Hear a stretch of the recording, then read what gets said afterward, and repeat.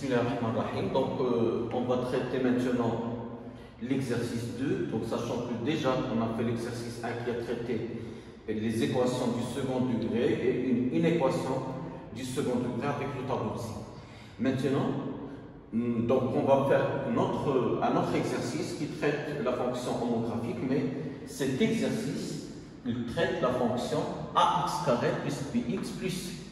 Je rappelle que la fonction, par exemple, g de x égale ax carré plus bx plus c est une fonction trinôme du second degré, à condition que le a soit différent de 0.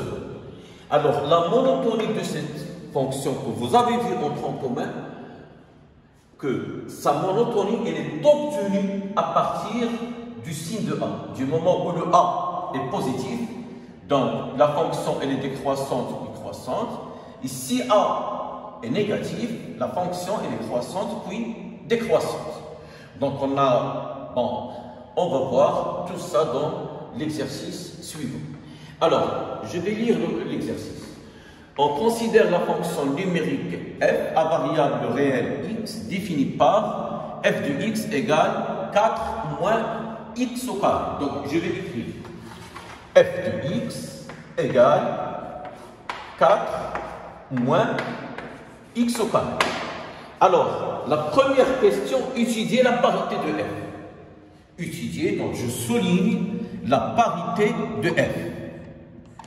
Lorsque je parle de la parité, ça veut dire on étudie est-ce que la fonction paire ou bien impaire, ou bien il n'est ni paire ni impaire. Bien, donc je rappelle qu'une fonction h est paire, il est équivalent à dire que si x appartient à d de h, moins x appartient à d de h. La symétrie par rapport au domaine de définition. Et que h de moins x, elle est égale, les deux conditions doivent être satisfaites. Et h de moins x, elle est égale à h de x. RH, alors h maintenant est impair, il est équivalent à donc, la première condition toujours, x appartient à d de h, moins x appartient à d de h pour tout x élément du domaine de définition. Et cette fois, h de moins x, elle est égale à moins h de x. Bien. Alors, on commence la correction. Alors, petit 1. Donc, étudiant.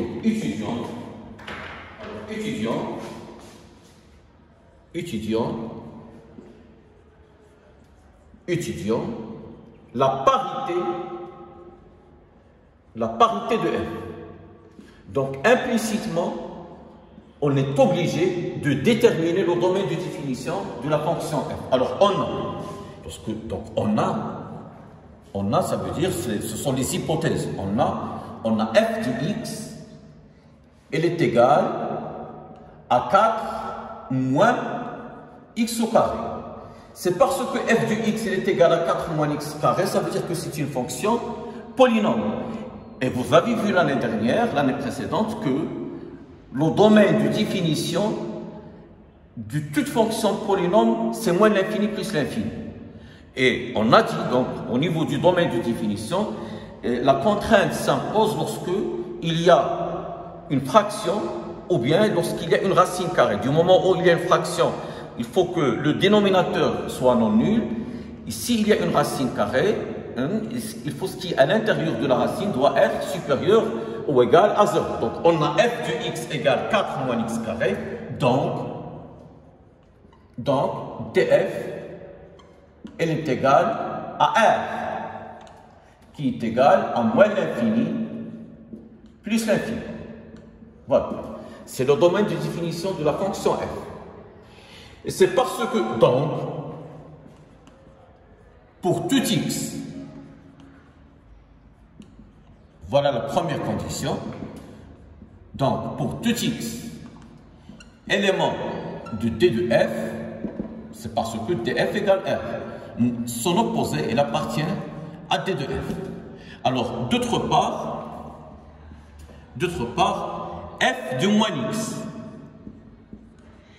elle est égale à 4 moins X, le tout au carré. Mais le carré de moins X, c'est le carré de X. Donc, c'est 4 moins X au carré qui est égal à F de X. Donc F est une fonction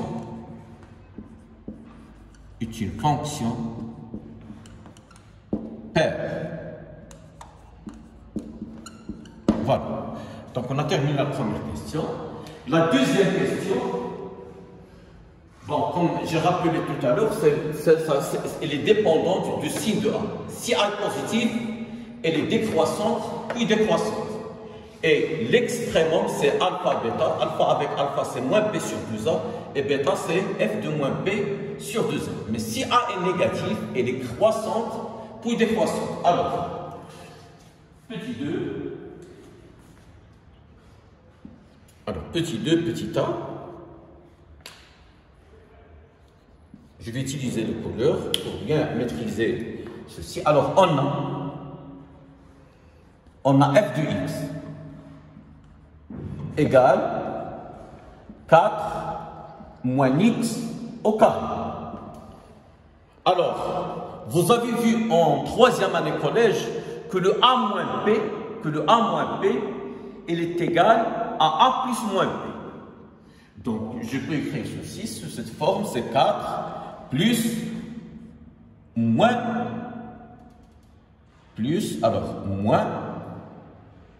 comme ça, puis le x carré, là. Le moins, il n'est pas à l'intérieur de ceci. Alors, je continue. Donc, ceci, ce n'est que, d'après la commutativité de la loi additive, c'est moins x carré plus 4. Alors on fait attention maintenant. Donc, je vais utiliser le couleur, comme ça, on va facilement dévoiler le tableau de variation de cette fonction. Alors, le A ici, donc on a le moins x au carré. Donc, le A, c'est moins. C'est moins 1. Parce qu'on a vu que 1, c'est l'élément neutre pour la multiplication. C'est-à-dire, A fois 1, elle est égale à 1 fois A, elle est égale à A. Mais un nombre fois moins 1, elle est égale à l'opposé du nombre, moins. Elle est égale à moins. Donc je dis que 1, c'est l'élément neutre pour la loi multiplicative. Comme 0, c'est l'élément neutre pour la loi additive. Dans la mesure pour 0 plus x, elle est égale à x plus 0, elle est égale à x. Mais 0 est appelé un élément absorbant pour la loi multiplicative. Dans la mesure que 0 fois x est égal à x, il absorbe. X fois 0, elle est égale à 0. Bon, comme le corps noir, il absorbe tout. Et ça, vous allez le voir dans la mécanique quantique. Donc, si vous aurez l'occasion à compléter donc, vos études supérieures en physique. Bien, alors, moins x carré plus 4, c'est ça, donc, entre parenthèses, ce sont les quatre expériences qui ont mis le chaos à la mécanique classique, l'effet photoélectrique, le corps noir, le désaccord de l'ultraviolet, de la zone ultraviolette. C'est bien ça, professeur? Bon, c'est entre parenthèses. Ok, alors c'est moins x carré plus 4, donc c'est moins 1 que multiplie x carré, plus, parce que c'est un trinôme du second degré, plus 0x,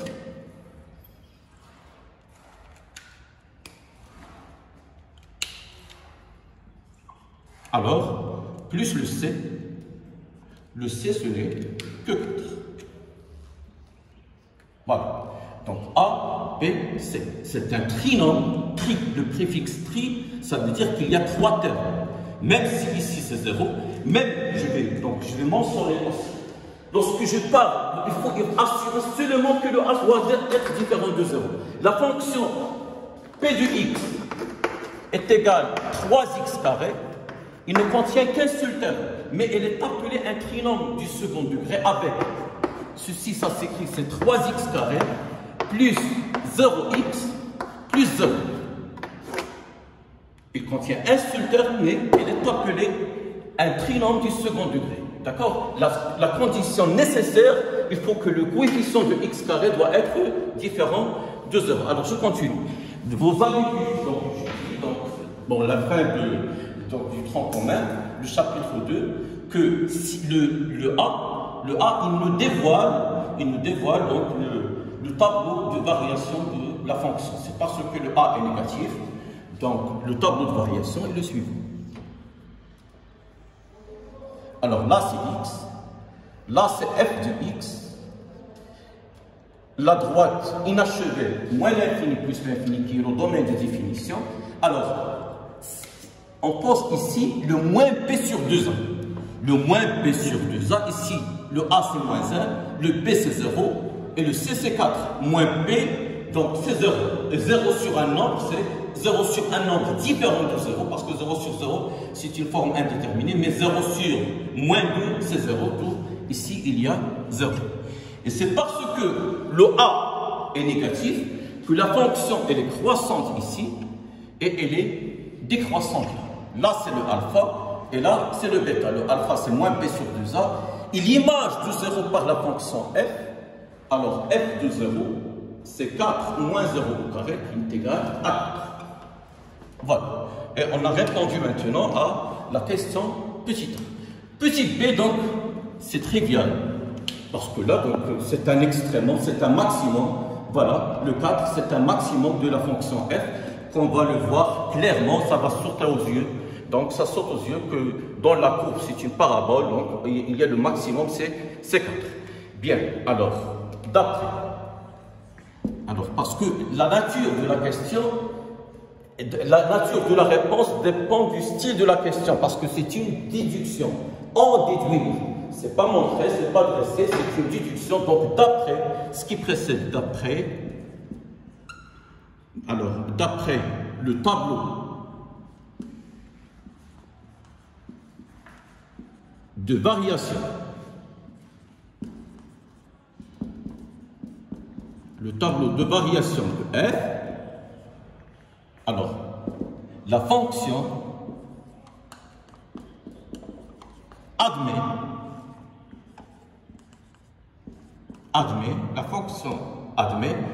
la fonction f, bien sûr, la fonction f admet un extrémum, lorsque je parle d'un extrémum, donc soit c'est un maximum ou bien un minimum.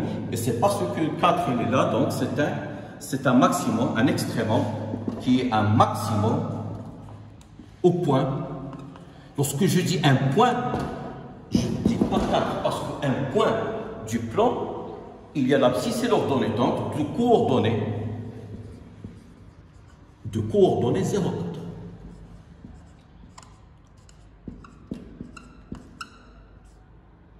Je vais l'appeler oméga. Voilà. Bien. Alors, je passe à la troisième question. Quelle est la nature de la courbe représentative de f et ses éléments caractéristiques? Alors, on sait que chaque fonction qui s'écrit sous la forme ax carré plus bx plus c, la nature d'une telle fonction, c'est une parabole. Comme vous avez déjà vu en troisième année collège, il y a la fonction linéaire et la fonction affine.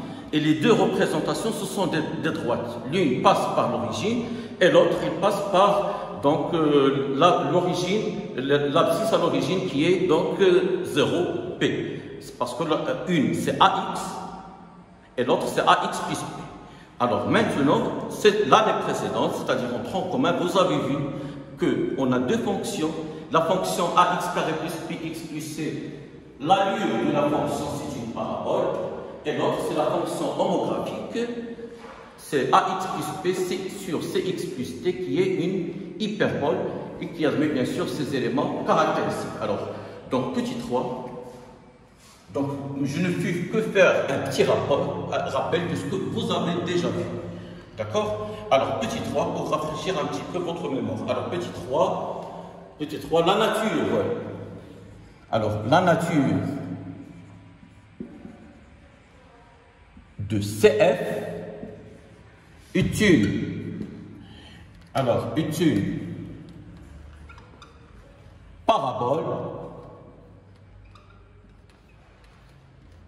une parabole. Alors, ces éléments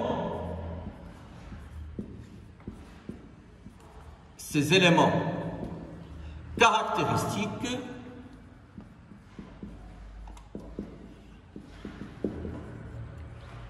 sont, alors ces éléments caractéristiques sont, alors il y a le sommet de la parabole, c'est ce point-là, le sommet de la parabole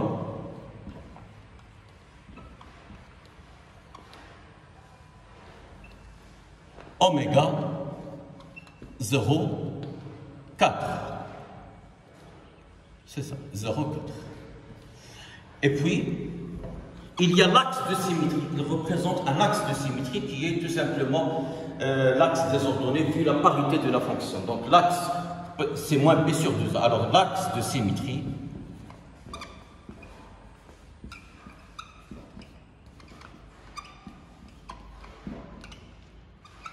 qui est l'axe des ordonnées.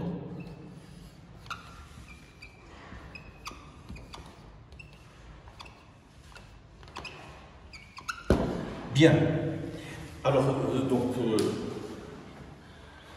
petit 4, petit 5, petit 6.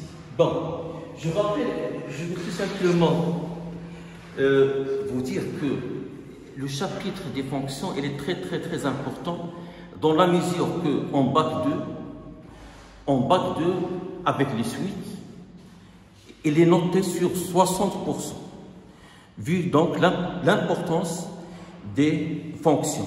Et lorsque je parle de l'intersection d'une courbe représentative, c'est pas cette courbe, de n'importe quelle courbe représentative d'une fonction avec les axes du repère, et donc implicitement sous-entendu, donc avec les axes du repère, il y a l'axe des abscisses et il y a l'axe des ordonnées. Ben, avec l'axe des ordonnées, c'est l'image de 0. C'est le point 0 f de 0. Si 0 appartient au domaine de définition de la fonction.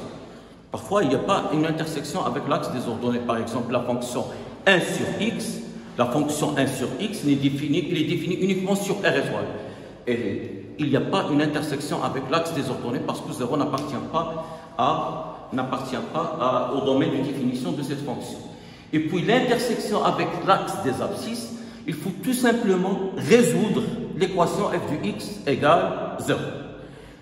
Et puis on va tracer CF et on va graphiquement déterminer donc l'inéquation, la résolution graphique de l'inéquation f de x supérieure strictement à 0. Alors, donc il ne reste pas beaucoup. Donc,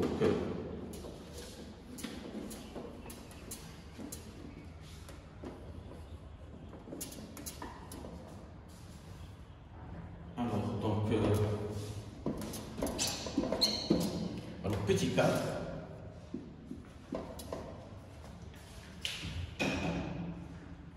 Alors, petit 4, donc, alors, l'intersection d'abord, l'intersection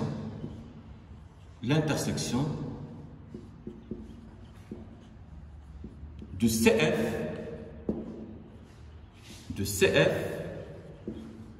avec l'axe des ordonnées.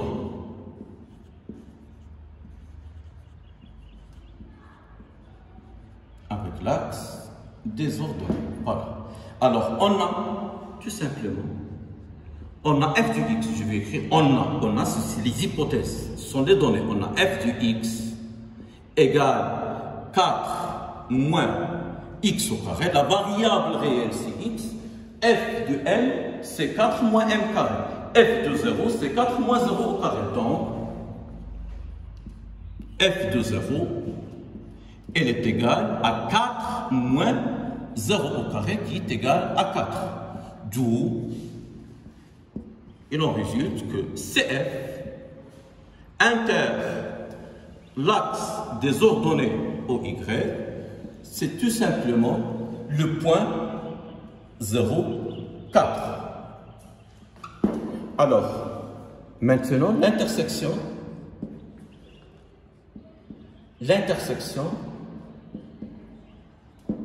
avec l'axe. Bon, je ne vais pas vous donner quelque chose qui dépasse la limite de votre imagination. J'ai pris une fonction qui est très simple. Alors, l'intersection avec l'axe des abscisses, on a dit, pour déterminer cette intersection, il suffit tout simplement de résoudre l'équation f de x égale 0. Alors, on a f de x. On a f de x égale 0, équivaut, ou bien signifie, ou bien identifiquement équivalent, donc équivaut à 4 moins x carré égale 0. Ce qui signifie, alors là, le 4 moins x carré, donc vous avez vu les fameuses identités remarquables, le carré d'une somme, le carré d'une différence et la différence de deux carrés, parce que le 4, c'est un carré parfait, c'est 2 au carré. Et du coup, donc, le 4 moins x carré, ce n'est que a moins b facteur de a plus b, c'est 2 moins x facteur de 2 plus x égale 0. Alors, a fois b fois c fois d égale 0, si l'un des facteurs égale 0, dans la mesure que, je dis tout à l'heure que 0 c'est un élément absorbant pour la multiplication. Donc, a fois b égale 0, ça veut dire que a égale 0 ou b égale 0. Il y a une autre version. L'autre version, a fois b égale 0. Et si a est différent de 0, alors forcément le b égale à 0. Alors là, ce qui signifie, donc, ou bien, il est identifiquement équivalent à 2 moins x égale 0 ou, on va voir cette année, dans la leçon de la logique, il y a le ou et il y a le ou bien. Ici, c'est le ou bien, parce que le x ne peut pas être égal à 2 et moins 2 en même temps. Donc là, c'est le ou bien. C'est le ou exclusif et le ou inclusif. Alors, et x plus 2 égale 0. Alors, il est identifiquement équivalent à x égale 2 ou bien x égale moins 2. Voilà, donc.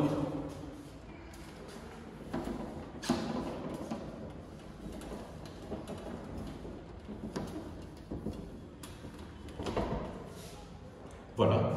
Alors, CF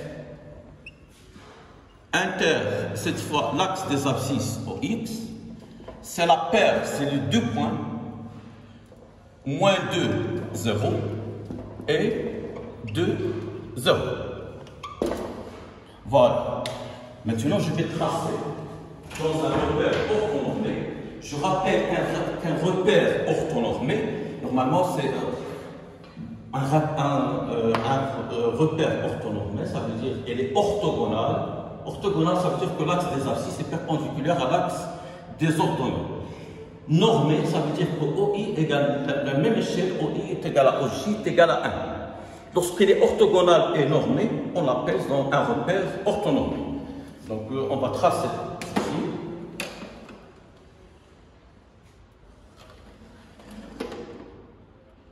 Alors,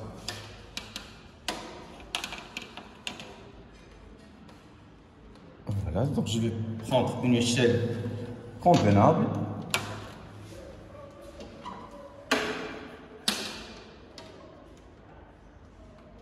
Alors, 1.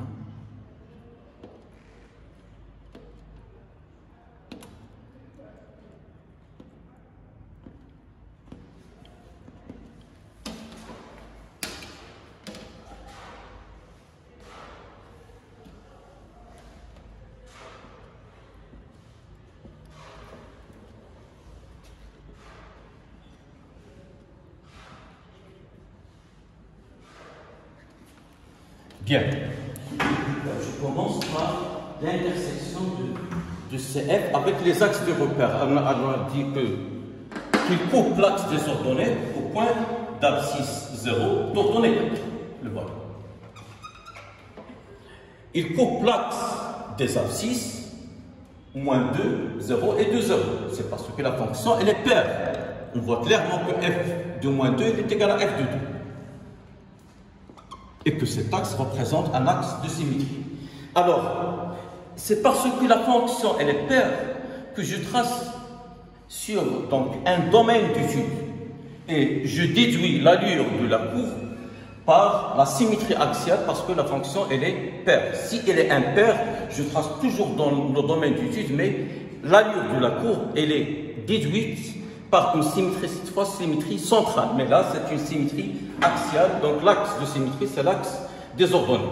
Bon, l'image de 1, c'est ça, l'image de 1, c'est 4 moins 1, c'est 3. Alors 1, son image, c'est 3. Ben, l'image de moins 1, c'est pareil, c'est 3, parce que moins 1 au carré, c'est 1, 4 moins 1, c'est 3. Mais moi, je vais tracer uniquement la courbe. Donc, l'image de 1, c'est 3. L'image de 3, 4 moins 9, ça donne moins 5. Alors, moins 1, moins 2, moins 3, moins 4 et moins 5. Voilà.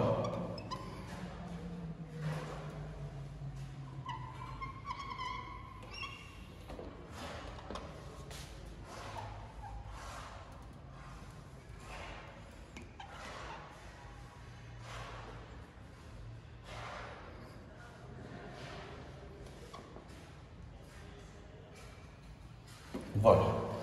Donc, voici la courbe représentative de f. Bon, résoudre graphiquement l'inéquation f de x est supérieur strictement à 0. Graphiquement, ça veut dire f de x est supérieur strictement à 0, là où cf est au-dessus de l'axe des abscisses. Lorsque je dis f de x inférieur strictement à 0, là où cf, elle est au-dessous de l'axe des abscisses. Mais il faut faire attention, l'inégalité ici est stricte, elle n'est pas large. Si c'était large, c'est autre chose. Alors, je remarque, ça saute aux yeux que CF est au-dessus de l'axe des abscisses dans cet intervalle qui est moins 2, 2. D'accord? Qui est moins 2, 2. Donc, alors, la résolution graphique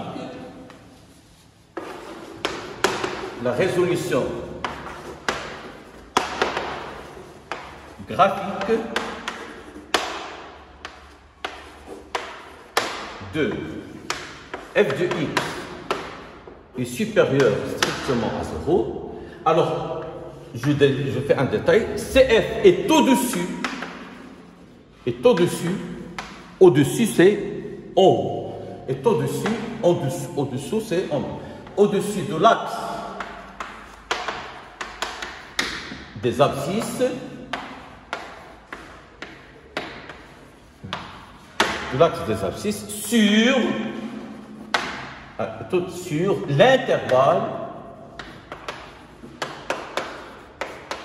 sur l'intervalle, on voit clairement moins 2 de la fonction CF, elle est au-dessus de l'axe des abscisses. Mais faites attention, est-ce que l'intervalle est fermé ou bien ouvert? Eh bien, tout simplement, l'intervalle, il sera ouvert, moins 2, 2. Parce que si je ferme l'intervalle moins 2, 2, f de moins 2, c'est 0. Mais moi, je veux qu'il est supérieur strictement à 0. Donc, voici la solution. S, elle est égale, donc, moins 2, 2. Bon, on peut résoudre. Ça, c'est pour donc, rafraîchir un petit peu votre mémoire au niveau de, si vous voulez, ce que vous avez déjà vu, le tableau ici. Alors, 4 moins x carré, on va trouver que c'est moins 2. Alors, le 4 moins x carré égale 0. Alors, 4 moins x carré, ça c'est algébriquement. 4 moins x carré égale 0. Il est équivalent à x égale 2 ou bien x égale moins 2. Bon, je me dirige directement vers le tableau ici. X Ici, c'est moins l'infini. Ici, c'est moins 2. Ici, c'est 2. Ici, c'est plus l'infini. Alors, 4 moins x carré. Alors, il s'annule en moins 2. Il s'annule en 2. À l'intérieur des racines, on a le signe opposé de A. A, c'est moins 1. Moins est négatif. Donc là, c'est positif. Et là, c'est négatif. Je donne un exemple. Par exemple, l'image de 0, c'est 4. Elle est positive. L'image d'un nombre supérieur à 2, par exemple 3, 4 moins 9, c'est moins 5, qui est négatif. Donc voilà, c'est compatible, c'est adéquat, c'est homogène avec ce qu'on a trouvé au résultat graphique. Et je vous remercie.